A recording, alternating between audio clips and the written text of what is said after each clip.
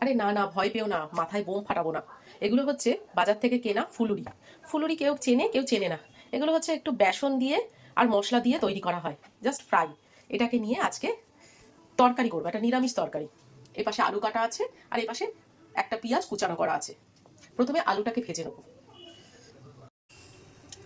কড়াইতে তেল দিয়ে দিয়েছি, আর বেশি নয়, একটা বড় সাইজের আলু ভাজতে দিয়েছি।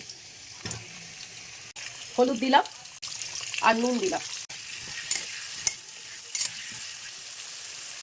আলুটা আমার ভালোভাবে ভাজা হয়ে গেছে, ওই আলু তুলে ফুলে রাখার কোনো সময় নেই। পেঁয়াজ দিয়ে দিলাম, পেঁয়াজটাও আলুর সঙ্গে ভাজা হয়ে যাবে। যখন সময় থাকে না হাতে, তখন এইভাবে রান্না করলে টেস্টের কোনো হেরফের হয় না। আমরা ওই তুলে ফুলে হ্যান ত্যান করে রান্না করি যাতে একটু দেখতে ভালো লাগে। আর পেঁয়াজটাও আমার ভাজা হয়ে গেছে। এইবারে একটা বেসিক পেস্ট দিয়ে দেবো, যেটা নিরামিষে যায়। আদা, জিরে, কাঁচা লঙ্কা আর সঙ্গে টমেটো আর গোটা গরম মশলা একসঙ্গে পেস্ট করে নিয়েছি। আমি এই গুঁড়ো গরম মশলা থেকে গোটা গরম মশলা একসঙ্গে এইরকম মশলার মধ্যে দিয়ে পেস্ট করে নিই, তাতে না ফ্লেভারটাও সুন্দর আসে আর খেতেও ভালো লাগে রান্নাটা। এবার এটা ভালো করে কষে নেবো। সামান্য একটু কাশ্মীরি লঙ্কার গুঁড়ো দিয়ে দিলাম কালারিং জন্য। এখন তোমরা বলতেই পারো নিরামিষ আইটেম বলছো অথচ পেঁয়াজ দিলে এটা কেমন। অ্যাকচুয়ালি এই রান্নাটা আমি বিহারি একজন মানুষের কাছে খেয়েছিলাম। তারা যেহেতু পেঁয়াজ রসুনটাকে নিরামিষের মধ্যেই ফেলে, তাই জন্য এতে পেঁয়াজ রসুন দুটোই দিয়েছিল। আমি শুধু পেঁয়াজটাকে দিলাম, রসুনটাকে অ্যাভয়েড করলাম। তোমরা দরকার হলে পিওর নিরামিষ করতে গেলে স্কিপ করতে পারো পেঁয়াজটাকে, কোনো অসুবিধা নেই। তার জন্য রান্নার কোনো হেরফের হবে না। কষানোটা একটু ধৈর্য ধরে আর সময় নিয়ে করতে হবে, তাহলেই যে কোনো রান্না দুর্দান্ত খেতে লাগে আমার মতে। ভালো মতো কষানো হয়ে গেছে, সাইড দিয়ে তেলও ছেড়ে দিয়েছে। এইবারে আমি জল দিয়ে দেবো, গরম জল দিয়ে দিলাম।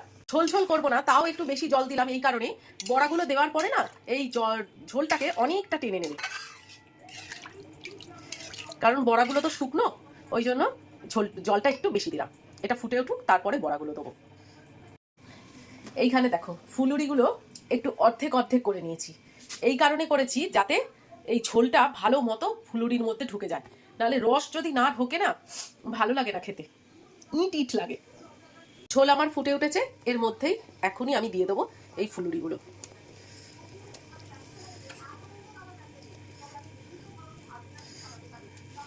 বাজার থেকে এনে করে দেখতে পারো, এগুলো খেতে কিন্তু দারুণ লাগে। চপের দোকানে পাওয়া যায়, যারা যারা মোটামুটি চপ কেনে, নিরামিষ হোক আমিষ হোক, সব দোকানেই পাওয়া যায়।